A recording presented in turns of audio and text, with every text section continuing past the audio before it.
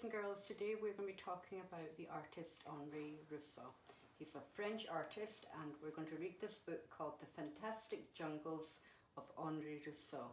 I want you to look carefully at the pictures when I'm reading because you may use some of those ideas in your artwork.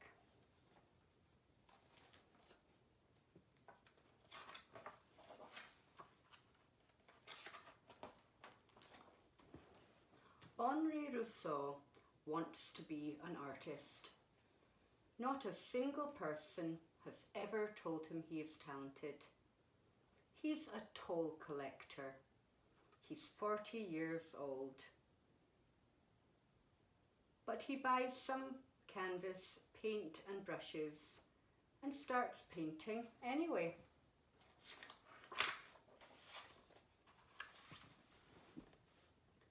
Why? Because he loves nature.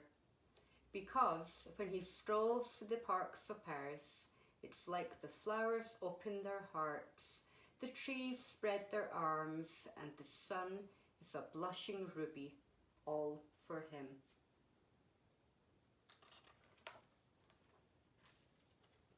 Henri can't afford art lessons, so he has to be his own teacher.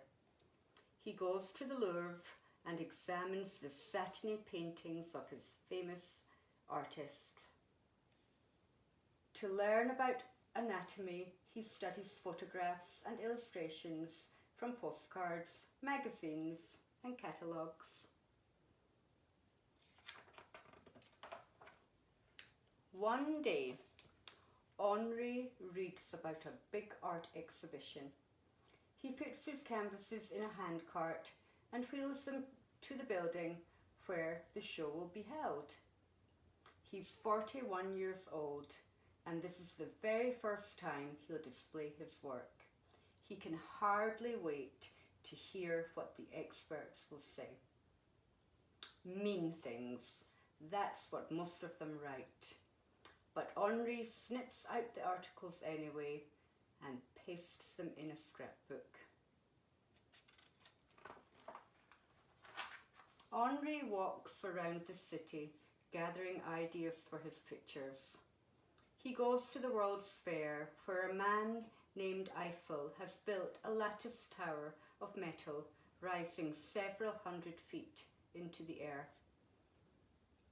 What thrills Henri the most are the fair's exhibits of villages from distant lands that remind him of adventure stories he loved when he was a boy. Days later, Henri can still picture the plants and animals from faraway places. He holds his paintbrush to the canvas. A tiger crawls out. Lightning strikes and wind whips the jungle grass. Sometimes Henri is startled by what he paints, that he has to open the window to let in some air. Every year, Henri goes back to the art exhibition to show new paintings. He fusses over the canvases and retouches them until the last minute. And every year, the art experts make fun of him. They say it looks like he closed his eyes and painted with his feet.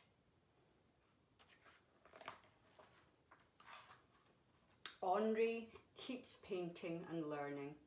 In the fall, he collects leaves from the cemetery to sketch.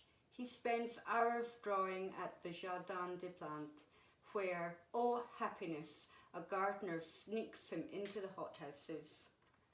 Towering palms spread their giant fans, tropical plants, fruit and flower into garlands, rockets and rosettes of colour. When Henri walks through the glass doorway, it's as though he's entered into a dream. It's like he is someone else completely. One day, Henri paints a still desert night, bathed in moonglow. He sees a gypsy sleeping. A lion creeps up but does no harm. Once again, he takes his work to the art show. This time, Perhaps he'll please the experts. His pulse races. The experts say he paints like a child. If you want to have a good laugh, one of them writes, go see the paintings by Henri Rousseau.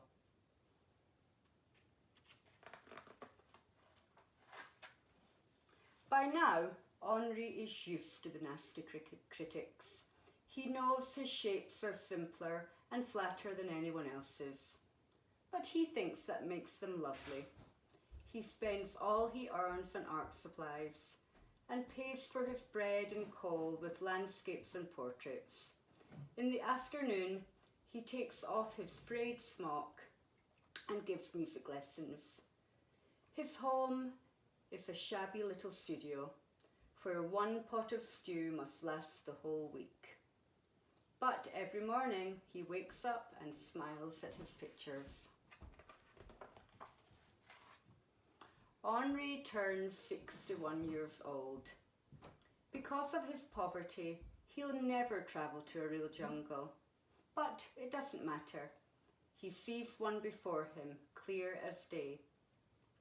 For weeks he fills in his jungle, tenderly shaping every fern, every frond, every blade and leaf. As always, when Henri finishes the painting, he takes it to the exhibition. Many experts mock him.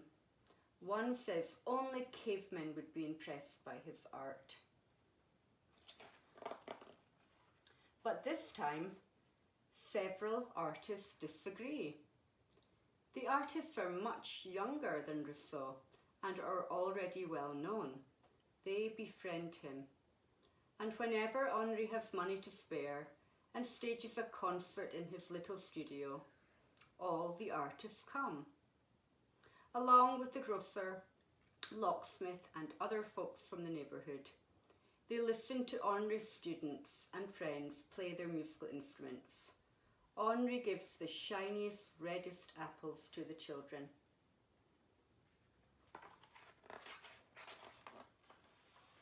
One night, a well-known artist named Picasso throws a banquet for Henri. The old man sits upon a makeshift throne. Poets recite poems for him, guests sing songs and make speeches. Henri plays his little violin and people dance to the music. His heart floats like a hot air balloon above the fields. Toward the end of his life, Henri makes a remarkable painting called The Dream, his biggest ever. As he does every year, he displays it in the exhibition and anxiously awaits the reviews. A famous poet writes, "I don't think anyone will laugh this year." Few people do. 100 years later, the flowers still blossom, the monkeys still frolic, and the snakes keep slithering through Henri's hot jungles. His paintings now hang in museums all over the world. And do you think experts call him foolish and clumsy or monstrous? Mais non, they call them works of art by an old man, by a one-time toll collector, by one of the most gifted, self-taught artists in history, Henri Rousseau. Okay, I hope you enjoyed that and you're going to be making your own jungles soon.